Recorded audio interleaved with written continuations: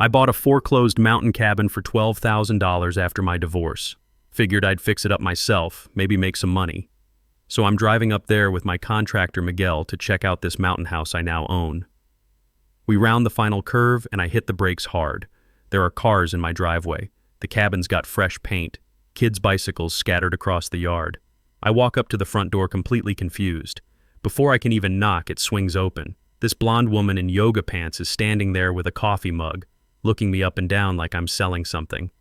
"Can I help you?" she asks, with that fake sweet Karen tone. I hold up my deed. "Ma'am, this is my property." She glances at the paper and actually laughs. "Oh, sweetie, we've been living here over a year." Adverse possession laws, look it up. The smell of lunch cooking hits me, in my kitchen. "Good luck with that eviction," she smirks, closing the door in my face. I'm standing there with my mouth open, holding a deed to a house I can't even enter. What would you do if squatters locked you out of your own home? This gets insane. Let me back up and tell you how I got into this nightmare. My name's Jake. I'm 45, and 6 months ago I thought I had my life figured out. I'd been running a successful contracting business in Denver for 15 years. Good money, steady clients, nice suburban house with a 2-car garage. Then my wife Lisa decided she needed to find herself with her yoga instructor Brad, a man bun, wearing spiritual guru who communicated exclusively through Sanskrit and essential oil recommendations. The divorce financially destroyed me. Colorado's no fault, meaning Lisa's affair with Chakra Brad didn't matter legally. Everything got split 50-50. My house, my tools, my truck, all gone to fund her spiritual awakening with her enlightened lover who probably couldn't change a tire if his aura depended on it. So there I was, 45 and broke, living in a studio apartment that reeked of the previous tenant's chain-smoking habit, wondering where it all went wrong. That's when I spotted the county auction listing. Mountain cabin, 2 acres, Woodland Park, Colorado. Starting bid, $8,000. The photos looked rough rotting deck, broken windows, weeds taller than mailboxes. Perfect for someone who needed to rebuild both a house and his life. I was the only bidder. $12,000 later, I owned a piece of Colorado wilderness. The property had belonged to Harold Brennan, 73, who'd lived there alone for 30 years. County records showed he'd stopped paying taxes 3 years back and died intestate, no will, no family, just mounting medical bills and an abandoned cabin slowly returning to nature. I did everything by the book. Deed search, title insurance, survey maps, all legitimate. Here's a key legal nugget. When you buy at county tax auction, you get clear title, meaning all previous liens and claims are wiped clean. The county had tried locating Harold's relatives for 2 years before declaring the property abandoned and auctioning it off. My plan was straightforward. Assess the damage with Miguel, my most reliable contractor, then spend a year turning this mountain wreck into a $60,000 retreat. Enough profit to restart my life. What I didn't know was that someone else had been making their own plans for my property. Meet Brenda Hutchins, 52, bleached blonde, perpetually dressed in designer activewear that probably cost more than most people's monthly rent. Brenda had perfected the art of the long con, specifically targeting foreclosed properties bought by recently divorced men. She'd done this exact scam in 3 other Colorado counties. Brenda lived there with her unemployed son Tyler, 25, whose main skills included recreational drug use and creative property destruction, plus her daughter Madison, 17, who'd been trained to produce tears on command for maximum sympathy impact. Here's what Brenda had been doing with my property for 8 months, running an illegal Airbnb called Mountain Getaway Retreat. $150 a night, booked solid through tourist season. She'd made over $6,000 renting my house to strangers while I was signing divorce papers. She'd also filed for homestead tax exemption, claiming the cabin as her primary residence to dodge property taxes. When you're running a scam, why not maximize the grift? But here's where Brenda made her first major mistake, the unfair act that would eventually bring her down. 3 days before my visit, she'd gotten cocky. A local building inspector had shown up asking questions about unpermitted renovations. Instead of laying low, Brenda filed a complaint with the county claiming she was the longtime resident being harassed by corporate interests trying to steal her family home. She'd essentially declared war on me before I even knew she existed. The drive up that mountain should have been therapeutic. Winding roads through ponderosa pines, that crisp air sharp with the scent of pine needles and possibility. Miguel rode shotgun, reviewing materials lists and muttering about lumber prices. "Boss, you sure about this place?" he asked. "County auctions usually mean total disasters." "That's exactly why nobody else wanted it," I said, breathing in that clean mountain air. "That's why it's mine." Famous last words. Because as we rounded that final curve, I discovered my abandoned cabin was anything but abandoned. Cars in the driveway, fresh paint on the walls, kids' toys scattered across the yard like some family had been living there for months, which, as it turned out, they had. So there I am, standing in my own driveway, holding legal documents that apparently mean nothing to the woman who just slammed the door in my face. Miguel looks at me like I've lost my mind. "Boss, what the hell just happened?" "I have no idea," I tell him, still staring at the door. "But we're about to find out." I knock again, harder this time. The door opens, and now there's a guy standing behind Brenda, tall, skinny, probably mid-20s, with the kind of scraggly beard that screams, "I don't have a job, but I have strong opinions about society." "Ma'am," I say, trying to stay calm, "I need to see some documentation proving you have the right to be here." Brenda smiles that fake sweet smile again. "Oh, honey, I don't need to prove anything to you. We're the residents. You're the one trespassing." That's when she drops the first bomb. "Tyler, call the sheriff. This man is harassing us." Tyler, that must be the scraggly beard son, pulls out his phone with this smug grin. "Already dialing, Mom." The metallic taste of panic hits my mouth as I realize how quickly this is escalating. 20 minutes later, a sheriff's cruiser pulls up, and my heart sinks when I see Deputy Rick Morrison step out. The way he walks straight to Brenda and gives her a familiar hug tells me everything I need to know about whose side he's on. "Brenda, what's the problem here?" he asks, like he's talking to his favorite niece. "This man claims he owns our house," she says, and I swear she manages to make her voice shake on command. "He's been threatening us, taking pictures, making us feel unsafe in our own home." I step forward with my deed, trying to keep my voice level. "Officer, I bought this property at county auction 3 months ago. Here's my documentation." Deputy Rick barely glances at my paperwork. "Sir, even if you did purchase this property, Colorado law is very clear about tenant rights. You can't just show up and harass people who've been living somewhere." "They're not tenants," I say, feeling my blood pressure spike. "They're squatters." "That's a civil matter," he says with a dismissive shrug. "You'll need to go through the courts." Then Brenda delivers her Academy Award performance. She starts crying, not just regular tears, but full theatrical production. Shoulders shaking, hands over her face, the whole show. "I'm so scared," she sobs. "We've been living here peacefully for over a year, and now this man shows up claiming he owns our home. What if he comes back at night? What about my children?" Deputy Rick's expression hardens. He looks at me like I just threatened to burn down an orphanage. "Sir, I'm going to need you to leave this property immediately. Any further contact with these residents will be considered harassment, and I'll have no choice but to arrest you." The smell of wood smoke from my own chimney drifts across the yard smoke from the fireplace I legally own in the house I legally bought while I'm being threatened with arrest for trespassing on my own property. "This is completely insane," I tell Miguel as we drive back down the mountain. "They're living in my house, and I'm the one getting threatened with arrest." But Brenda wasn't done.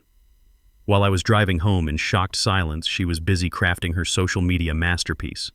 By evening, she'd posted on 3 neighborhood Facebook groups with a story that would make Shakespeare weep. "Urgent. Corporate slumlord trying to steal our family home. A man showed up today claiming he bought our house and demanding we leave immediately. We've been living here over a year, caring for the property after the previous owner passed away. Now this predator wants to throw a single mother and her children onto the street." Within 2 hours, 47 comments. Most calling me everything from a heartless capitalist to a threat to working families. Janet wrote, "This is exactly what's wrong with America. Rich people buying up all the affordable housing." Mike added, "I hope this greedy bastard gets what's coming to him. Leave that family alone." Reading these comments felt like being kicked in the gut repeatedly. These people had never met me, knew nothing about the situation, but they'd already decided I was the villain in Brenda's fictional drama. That sleepless night, anger slowly replaced shock. I remembered something from my contractor training years ago in Colorado. Adverse possession requires 18 continuous years of occupation with proper legal claims. Not the fairy tale timeline Brenda was spinning. The next morning, I started making calls. Lawyer, county assessor, every business in Woodland Park asking about Brenda Hutchins. By noon, I'd uncovered 3 fascinating facts about my tenant. And first, she owed money to half the local businesses. Second, she'd attempted this exact scam in Jefferson County 2 years earlier. Third, despite claiming over a year of residence, her utility connections only dated back 8 months. The sweet smell of revenge was starting to mix with that mountain pine air. The hunt was officially on. 3 days later, Brenda unleashed hell. I'm drinking morning coffee in my studio apartment when my phone explodes. Text after text from unknown numbers. Saw you on the news, you piece of shit. Hope you're proud, terrorizing families. Rich asshole destroying our community. I flip on Channel 9, and there she is. Brenda standing in front of my cabin looking exhausted and desperate. Teenage daughter Madison clutches a handmade sign, "Don't let them make us homeless." The reporter, some kid who probably graduated journalism school yesterday, is swallowing every word. This is Sarah Collins from Woodland Park, where a local family faces eviction from their home of over a year. Brenda Hutchins says a corporate investor bought their property and wants them gone. Brenda dabs her eyes. We cared for Harold when he was dying. We maintained this property, paid for repairs ourselves. Now this man shows up with paperwork wanting to throw my children on the street. The camera shows Tyler hammering something on the porch, probably his first honest work in months, while Madison produces perfect tears on cue. The family started a GoFundMe for legal costs, Sarah continues.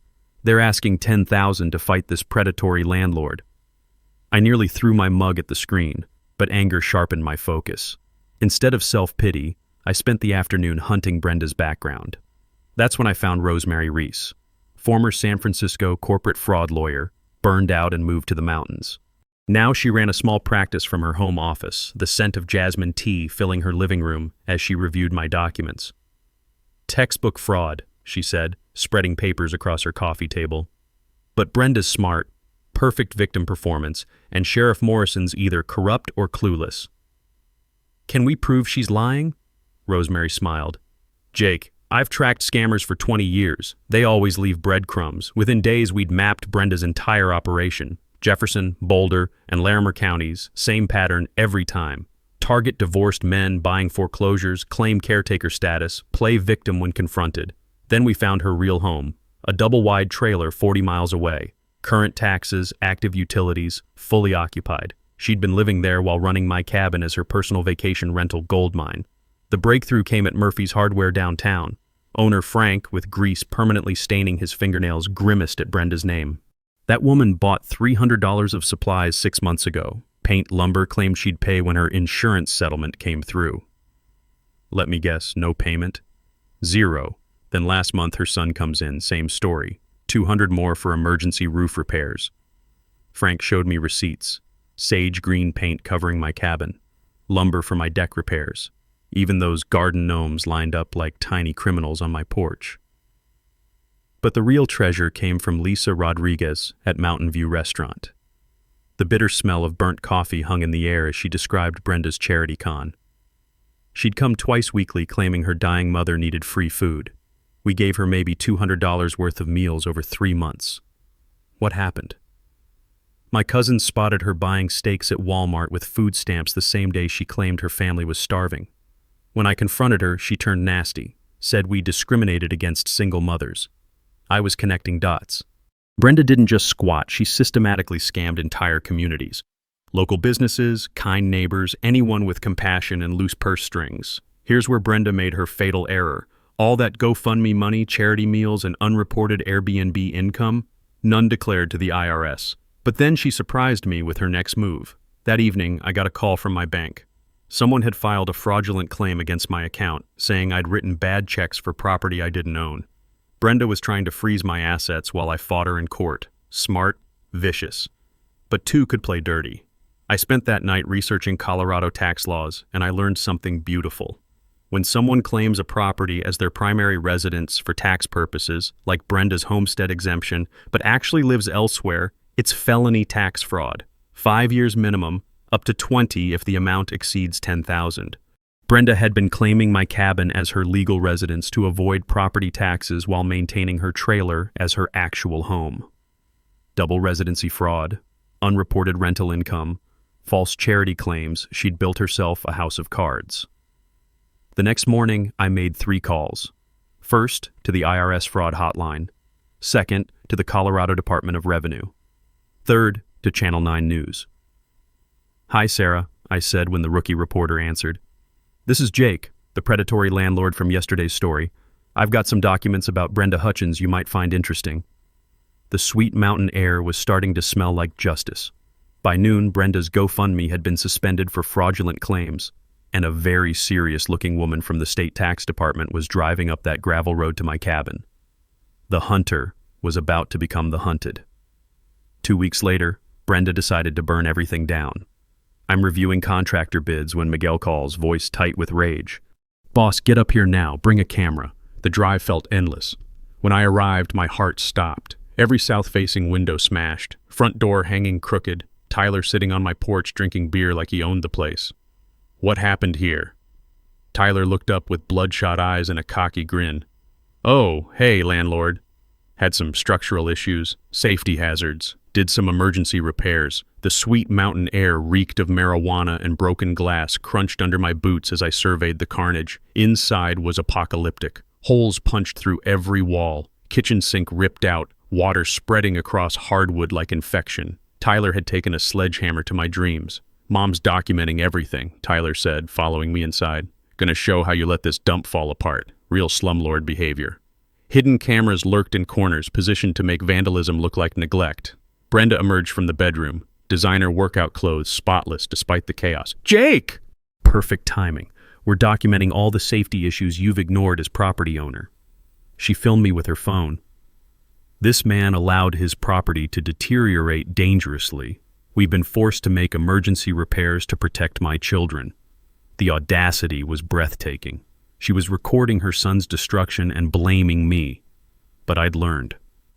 My hidden security system had captured 2 weeks of footage. Every punch Tyler threw, every window smashed, every pipe destroyed, all in crystal clear HD. "Brenda, you familiar with Colorado Revised Statute 18-4-501? Her confidence flickered. "What?" "Criminal mischief in the first degree, property damage over $2,000. Felony territory." I showed them security footage. Tyler swinging a sledgehammer with meth-fueled enthusiasm. 12 hours of video, every act of vandalism, time-stamped and date-stamped. Brenda went pale under her makeup. $15,000 in damage so far, I continued. But here's the beauty, you filmed yourselves doing it." Then my phone buzzed. "Drop the case or this gets worse." "We know where you live." I screenshot the threat and called Rosemary immediately.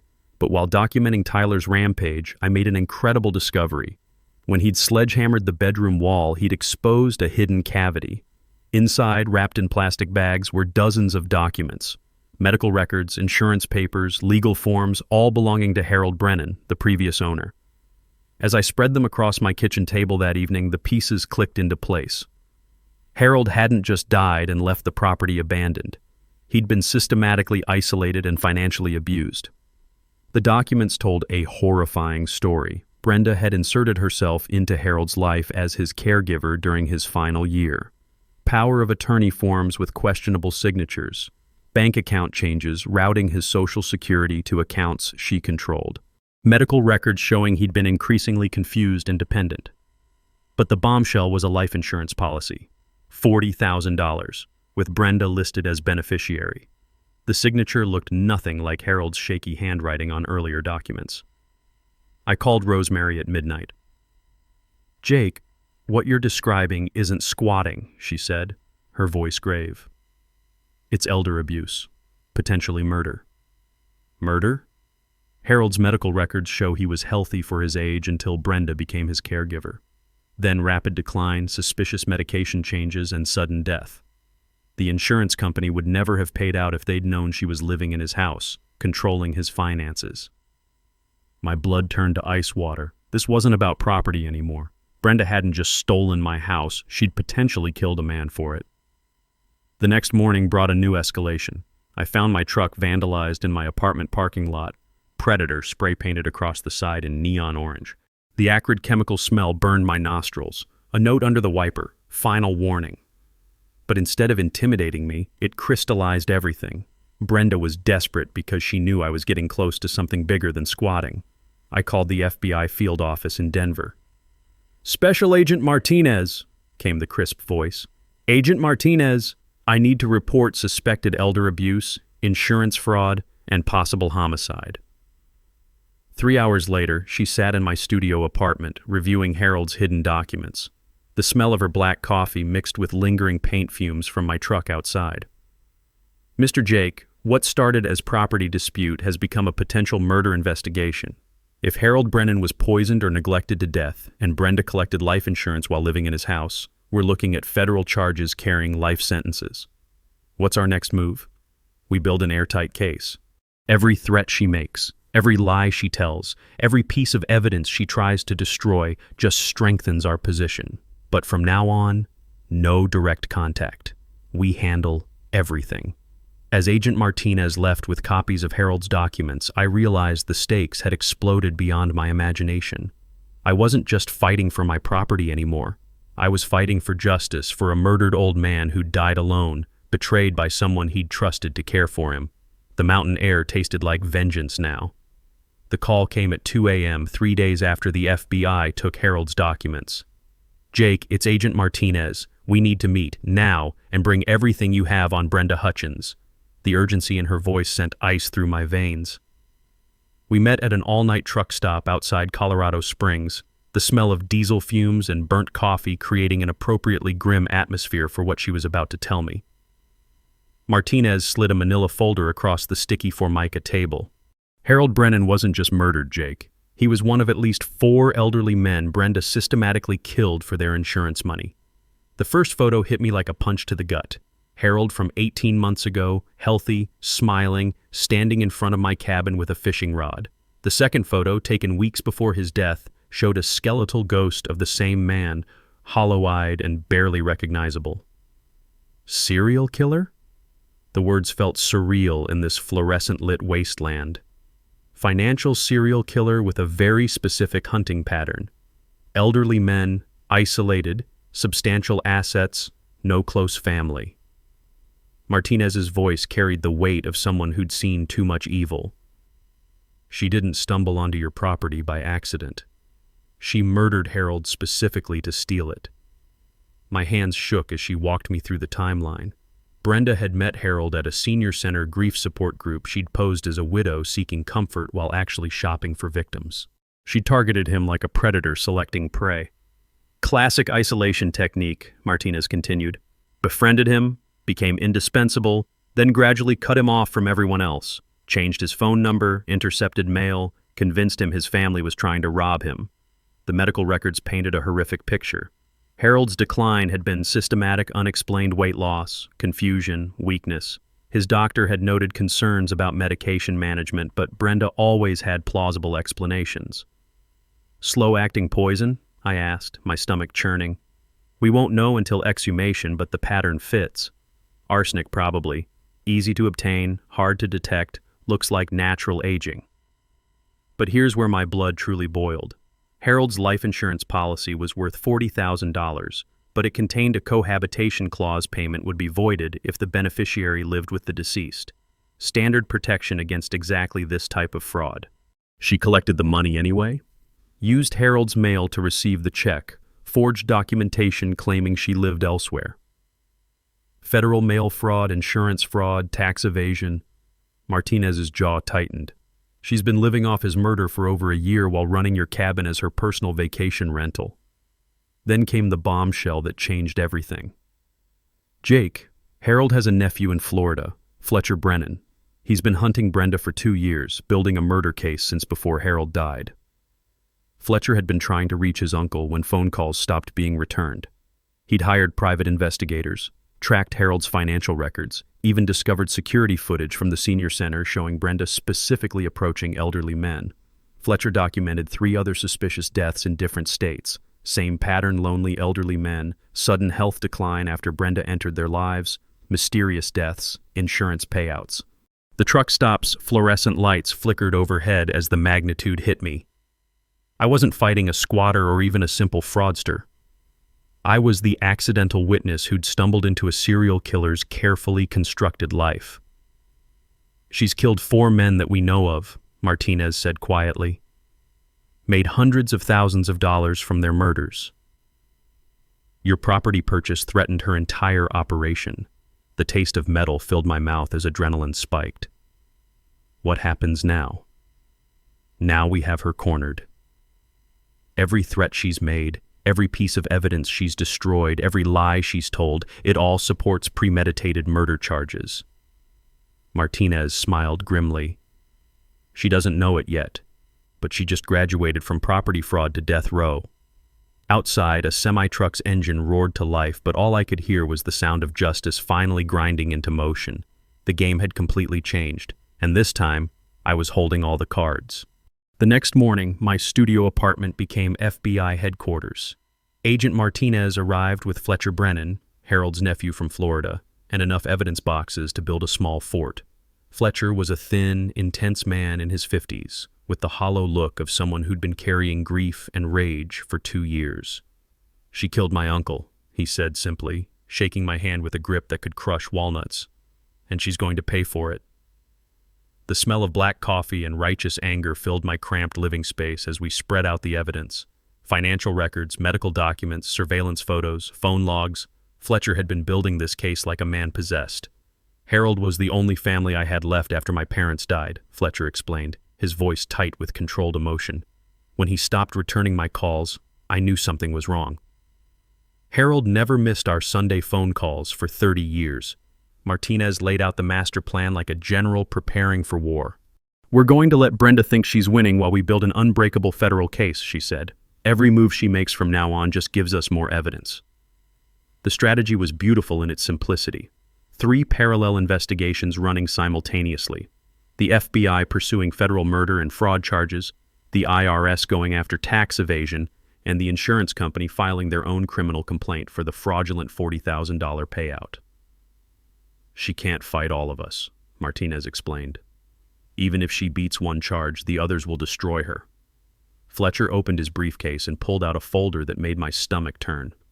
Photos of Harold's final months, secretly taken by a neighbor who'd grown suspicious. The progression from healthy 73-year-old to skeletal wreck was documented in horrifying detail. "Mrs. Reese next door started taking pictures when she noticed Harold's sudden weight loss," Fletcher said. "She'd known him for 15 years and watched Brenda isolate him from everyone who cared about him." The timeline was damning. Harold's decline had accelerated rapidly after Brenda moved in as his caregiver. Bank withdrawals increased, social contacts disappeared, and his health deteriorated with suspicious consistency. But the smoking gun was Harold's handwriting. Fletcher showed me samples spanning 2 years. Early documents showed Harold's neat, steady signature. Later documents, power of attorney forms, bank changes, insurance beneficiary updates, showed increasingly shaky writing that eventually looked nothing like Harold's hand. "She was forging his signature while probably poisoning him," I said, the pieces clicking into place. "Gets better," Martinez added. "The insurance company has security footage of Brenda cashing the death benefit check. She used Harold's ID and forged documents claiming he'd moved to Arizona before dying." Now came the technical details that would seal Brenda's fate. When you commit mail fraud by using someone else's address to receive fraudulent payments, each piece of mail becomes a separate federal felony. Brenda had been using Harold's address for over a year after his death.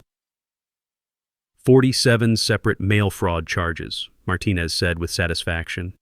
Each one carries up to 20 years. She's looking at life without parole, even without the murder conviction. The IRS angle was equally devastating. Brenda had claimed the cabin as her primary residence for tax purposes while actually living in her trailer. She'd also failed to report the insurance money, the illegal Airbnb income, and the various charity scams she'd run throughout the community. "Tax evasion on $18,000 in unreported income," Martinez continued. "Plus penalties and interest, she owes the government about $30,000. Fletcher had prepared the most damaging evidence of all, a victim impact statement that would be read at Brenda's eventual sentencing. Harold's final months, his isolation, his confusion, as someone he trusted, slowly murdered him. "I've been waiting 2 years to see her in handcuffs," Fletcher said quietly. "Harold was a good man who deserved better than dying alone and afraid."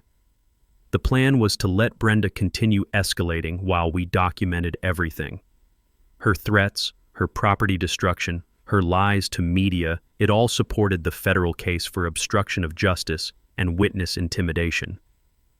"She's digging her own grave," Martinez said. "Every crime she commits now just makes our job easier." We set up a communication protocol. I'd continue acting like a frustrated property owner fighting squatters while the FBI worked behind the scenes.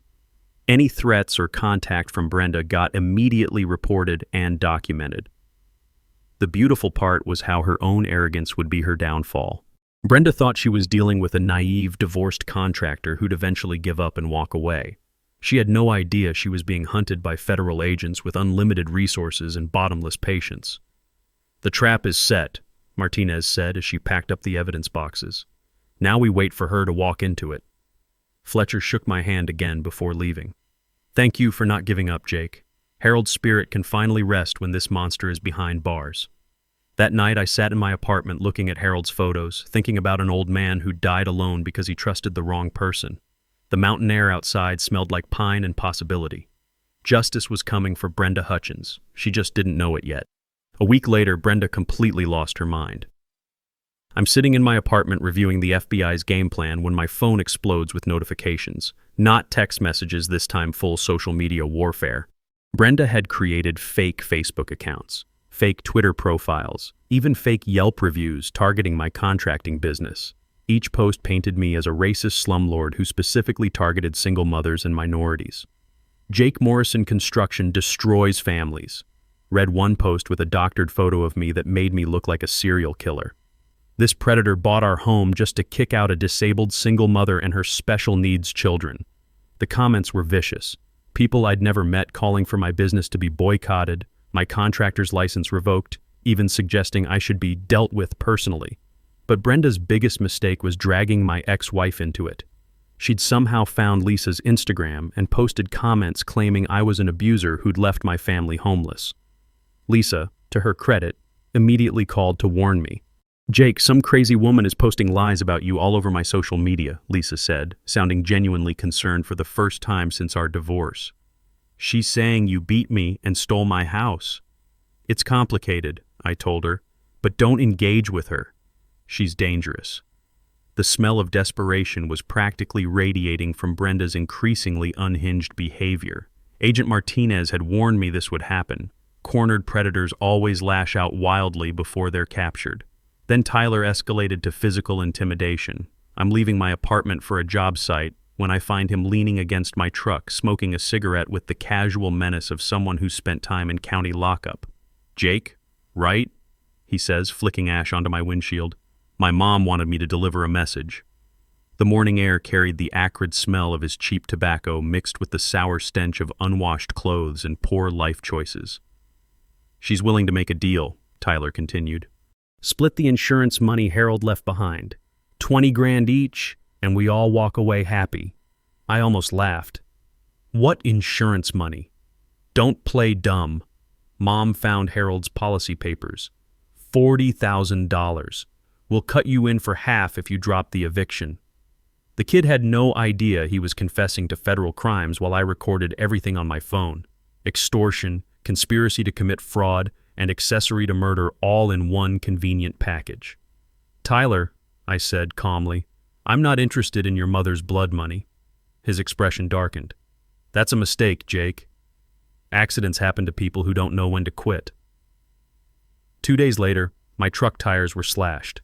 The morning after that, someone threw a brick through my apartment window with a note tied to it. "Final warning." But Brenda's desperation led to her most catastrophic error yet. Agent Martinez called me Thursday morning, barely containing her excitement. "Jake, Brenda just contacted the insurance company directly. She's trying to file a second claim on Harold's policy, claiming there was a clerical error in the original payout amount. She's trying to double dip? Gets better." She called from Harold's old phone number, the one she's been using to maintain his utilities and receive his mail. She identified herself as Harold's estate administrator and demanded they reprocess his claim. The recording of that phone call would eventually be played in federal court. Brenda, in her own voice, committing mail fraud, insurance fraud, and identity theft, while the insurance company's security department recorded every word. She also made a critical slip, Martinez continued. She referenced specific details about Harold's final days that only someone living with him would know. Details that contradict her sworn statements about living elsewhere. That afternoon, Tyler made his own fatal mistake. He broke into my apartment while I was at work, probably looking for documents he could steal or destroy. What he found instead was the FBI surveillance equipment monitoring my place. The break-in was captured in high-definition video, showing Tyler searching through my papers, photographing my legal documents, and stealing my laptop. Federal breaking and entering, theft of evidence in a federal investigation, obstruction of justice. They're falling apart, Martinez told me that evening as we reviewed the footage. Brenda's getting sloppy because she knows we're closing in. Tyler's making mistakes because he's high half the time and stupid the rest. But the final nail in their coffin came from an unexpected source. Madison, Brenda's teenage daughter. She'd been watching her mother's increasingly erratic behavior and her brother's criminal escalation, and something inside her finally broke. She showed up at the sheriff's department asking to speak to someone about her family. She wants to testify against her mother, Martinez explained. Apparently, she's known about the murders for months. Brenda bragged about taking care of Harold and other elderly men. She's willing to wear a wire. The mountain air that night tasted like victory was finally within reach. After months of Brenda's psychological warfare, her own family was turning against her. "How long until we move?" I asked. Martinez smiled. "Town hall meeting tomorrow night, 7 p.m. Be there." The trap was finally ready to spring. The day before the town hall, Brenda went completely nuclear. I woke up to find every tire on my truck slashed, my apartment mailbox stuffed with legal papers, and 17 voicemails from a lawyer claiming to represent Miss Hutchins in her harassment case against you. The lawyer, some bottom feeder named Dennis Kowalski, who advertised on bus benches, had filed a restraining order claiming I'd been stalking and terrorizing his client. The smell of cheap cologne and desperation practically wafted off the legal documents. "My client has been forced to live in fear," the filing read, "while this predatory landlord uses intimidation tactics to force a disabled single mother from her longtime family home." Disabled? This was news to me. But Brenda's masterpiece was the medical documentation she'd somehow manufactured. Doctor's notes claiming she suffered from PTSD, anxiety, and a heart condition, all supposedly triggered by my aggressive harassment. "She's good," Agent Martinez said when I forwarded her the restraining order. "Probably paid some quack doctor to write these up, but it's also evidence of fraud, so she just gave us another federal charge." Then Brenda made her most desperate play yet. Tyler showed up at my apartment that afternoon with Madison in tow, but instead of his usual thuggish intimidation, he looked genuinely scared. "Jake, we need to talk," he said, glancing nervously over his shoulder. "Mom's lost it. She's talking about burning down the cabin and claiming you did it for insurance fraud." Madison, pale and shaking, stepped forward. "She's been planning it for days. She thinks if the property gets destroyed, all the legal problems go away." The acrid smell of fear sweat hung in the air between us. These kids had finally realized their mother wasn't just a scammer, she was dangerous. "There's more," Tyler continued. "She's been talking to some guys she met in Jefferson County. Bikers who do favors for money. She wants them to..." He swallowed hard. "She wants them to make sure you don't make it to the town hall meeting." My blood turned to ice water. Brenda was planning to have me killed. I immediately called Agent Martinez, who arrived within minutes with a full tactical team. The FBI had been monitoring Brenda's communications, and they'd already intercepted her calls to the biker crew. "We picked up 3 members of the Iron Wolves Motorcycle Club an hour ago," Martinez told us. "They were heading up here with gasoline and weapons. Brenda paid them $5,000 to handle her landlord problem permanently." Madison started crying. "I'm so sorry." I tried to stop her, but she said you were going to destroy our family. She said killing Harold was just the beginning and she'd do whatever it took to protect us. That's when the final piece of Brenda's twisted puzzle fell into place. Tyler pulled out his phone and showed us text messages from his mother over the past week. Screenshots of her planning my murder, discussing how to make it look like an accident, even researching my daily routines to find the perfect opportunity. "She's been following you," Tyler said. "Taking pictures of where you live, where you work, what time you leave in the morning. She's got a whole file on you." But the most damning evidence was a voice recording Madison had made secretly.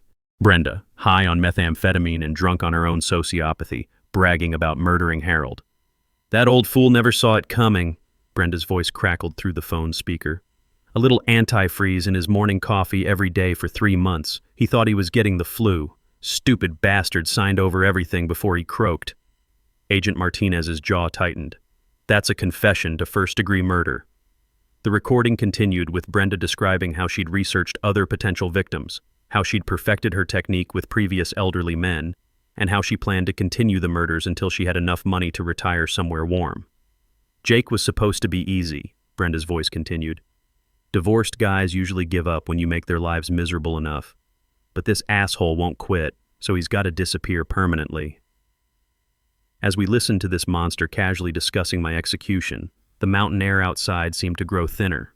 This wasn't just about property fraud anymore. This was about stopping a serial killer who'd graduated to contract murder. "The town hall meeting is still happening tomorrow night," Martinez announced. "But now it's not just about getting Brenda to confess to fraud. We're getting her to confess to planning your murder." She looked at Tyler and Madison with something approaching sympathy. "You two just saved Jake's life and probably prevented your mother from becoming a full-scale domestic terrorist." That evening, I sat in my apartment under FBI protection, thinking about how close I'd come to becoming Brenda's 5th victim. The smell of fear sweat had been replaced by the clean scent of justice finally arriving. Tomorrow night, the monster would finally be caged. But first, she had to walk into our trap one last time. Thursday night, 7 p.m. The Woodland Park Community Center buzzed with more energy than a small-town election. Word had spread about the property rights meeting, and the place was packed with over 200 residents, plus media crews from 3 Denver TV stations. The smell of burnt coffee from the volunteer concession stand mixed with nervous sweat and anticipation as people filled every folding chair and lined the walls. I sat in the back row, FBI agents positioned strategically throughout the crowd. Agent Martinez had briefed me on the plan. Let Brenda perform her victim act, then systematically destroy her lies with evidence. The goal wasn't just confession, it was complete public humiliation that would make any jury conviction inevitable. At 7:15, Brenda made her entrance. She arrived in a wheelchair. Apparently her disability had progressed overnight, pushed by Tyler, who was doing his best to look like a devoted son instead of an accessory to murder. Madison followed behind, clutching a tissue box and wearing the kind of tragic expression that belonged in a high school drama production. Brenda had outdone herself with the costume: neck brace, arm sling, oxygen tank beside her wheelchair. She looked like she'd been hit by a truck instead of exposed as a serial killer. The crowd murmured sympathetically as Tyler wheeled her to the front of the room. Several people I recognized from her Facebook propaganda actually applauded her courage for attending despite her injuries. Mayor Patterson called the meeting to order. "We're here tonight to discuss property rights and tenant protections in our community. Mrs. Hutchins has requested to speak first." Brenda's performance was Academy Award caliber. "Thank you all for coming," she said in a voice barely above a whisper, amplified by the wireless microphone clipped to her hospital gown. "I'm here despite my doctor's orders because I need this community to understand what's happening to vulnerable families in our town." She dabbed her eyes with a tissue. "My children and I have called Harold Brennan's cabin our home for over a year. We cared for Harold in his final days, maintained his property, honored his memory by keeping his home filled with love." The crowd was eating it up. Several people nodded knowingly, shooting angry glances in my direction. "Now a corporate investor has purchased our home and wants to throw us onto the street. When I tried to explain our situation, he became violent. He's destroyed our property, threatened my children, and terrorized our family." Tyler stepped forward on cue. "This man has made our lives hell. Mom's health has gotten worse because of the stress. We just want to live in peace." That's when I stood up. "Mrs. Hutchins," I said loudly enough for everyone to hear, "would you mind explaining to everyone how you knew Harold Brennan?" The color drained from her face, but she recovered quickly. "Harold was like family to us. I was his caregiver during his illness." "What illness specifically?" He He had dementia, couldn't take care of himself. I walked to the front of the room, every eye in the place following me. That's interesting, because Harold's medical records show no diagnosis of dementia. Would you like to see them? Agent Martinez stood up from the audience, badge clearly visible. FBI Special Agent Sarah Martinez. Mrs. Hutchins, you're under federal investigation for the murder of Harold Brennan. The room exploded. Gasps, shouts, people turning to their neighbors in disbelief. Brenda's theatrical composure cracked for just a moment before snapping back into place. "This is harassment!" she shrieked. "They're trying to silence me because I'm exposing their corruption." That's when Fletcher Brennan stood up from his seat in the middle section. "My name is Fletcher Brennan. Harold was my uncle." The room went dead silent.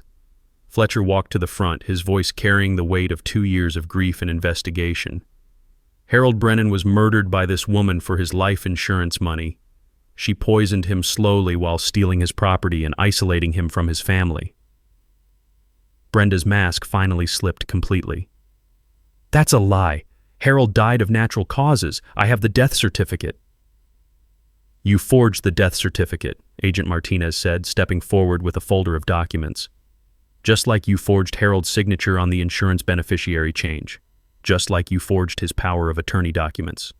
The local TV news cameras were capturing every word as Brenda's carefully constructed house of lies collapsed in real time. "Harold never had dementia," Fletcher continued, his voice breaking with emotion.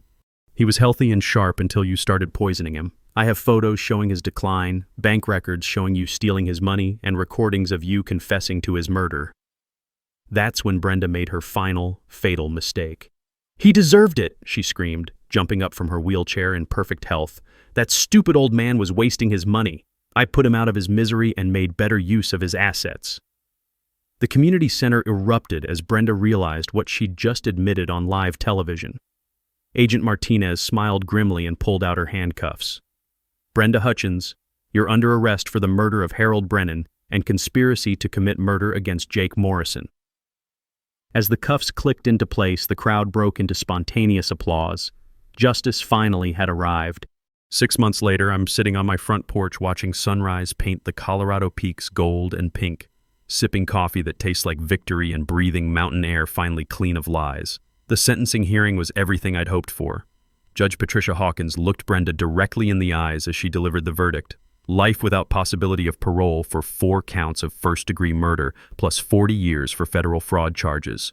You will die in prison, Mrs. Hutchins, which is more mercy than you showed your victims. Brenda had tried one final performance, claiming mental illness and childhood trauma, but the jury saw right through her act. 12 minutes of deliberation. Guilty on all counts.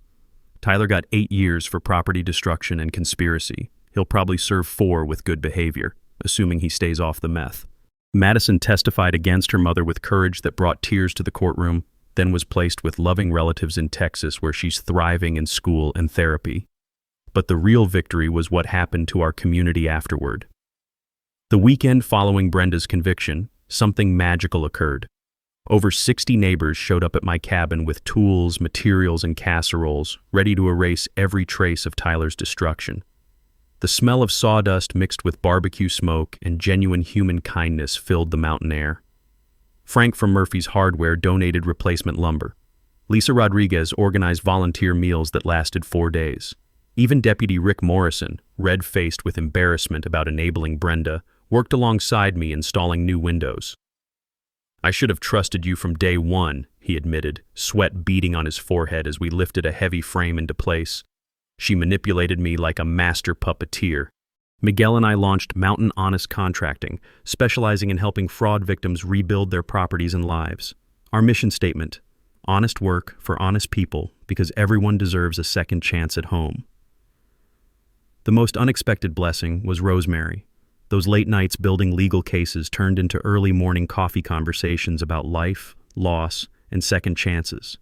Her brilliant legal mind was matched only by her compassionate heart, and her jasmine tea had been replaced by shared sunrises on my porch. "You realize you're famous now," she said, settling beside me with her laptop. 5 more interview requests yesterday, plus someone wants to make a Netflix documentary. My story had gone viral. Divorced contractor exposes serial killer. But more importantly, it became a blueprint for other fraud victims to recognize and fight similar scams. the FBI used our case in training seminars nationwide. The Harold Brennan Memorial Fund became our crowning achievement. Using recovered insurance money and donations from supporters across America, we created the Mountain Elder Protection Initiative, serving all of rural Colorado. Sheriff's departments now receive mandatory elder abuse training. Senior centers implement buddy systems preventing isolation. Banks flag suspicious account changes involving elderly customers. Local hospitals screen for signs of financial exploitation during admissions. Harold's murder had been transformed into a shield protecting countless other potential victims. Fletcher moved to Colorado permanently, buying a small cabin 5 miles up the mountain. Uncle Harold's spirit can finally rest, he told me while fishing at our new memorial pond. His death stopped a monster and saved lives. My property value increased from $12,000 to over $100,000, but its real worth was immeasurable. Monthly community barbecues, winter storytelling nights around the fireplace, summer camping trips for local kids whose families couldn't afford vacations. Harold's house had become a gathering place for healing. The final redemption came last month when Madison called from Texas. "Jake, I wanted to thank you for never giving up," she said, her voice strong and clear. "If you'd walked away like Mom expected, she would have kept killing people. You saved lives by fighting back." She's planning to study criminal justice and help other victims of family trauma. Brenda's poison hadn't destroyed her daughter's future after all. As morning sun climbs higher over the peaks, I think about that first shocking encounter with the woman in yoga pants who thought she could steal my fresh start. The taste of true justice isn't sweet, it's clean and pure, like mountain air after a cleansing storm. The cabin stands solid now, filled with love instead of lies, protected by community instead of isolated by predators. Every sunrise reminds me that good people united can defeat any evil. Drop a comment below with your own property scam or HOA nightmare story.